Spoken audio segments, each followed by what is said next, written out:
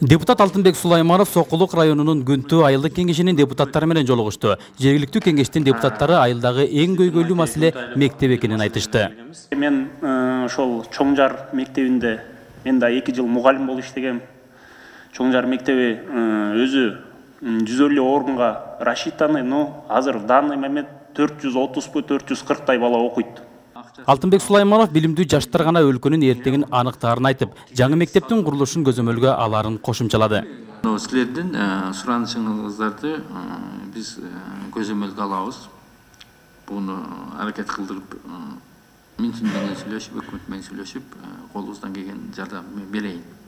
Эл өкүлү бул көйгөйдүн түбү системага барып, такаларын белгилеп, айыл өкмөттөр премьер-министр менен түз иштешкенде гана элеттеги көйгөйлөр тез чечилип турмак деди.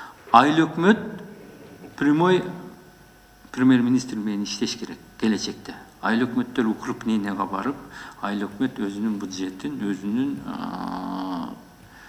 маселесин эл менен тыгыз өзү чечиш керек. Айылдык кеңештин депутаттары менен айыл өкмөт.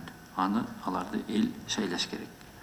Эл ошондо түз өзүнүн бийлигине ээ болот. Ошондо айыл өкмөт менен айылдык кеңештин депутаттары элге подотчетный болуп, элге жооп берип, айылдын маселесин түз чечкенге мүмкүнчүлүк болот.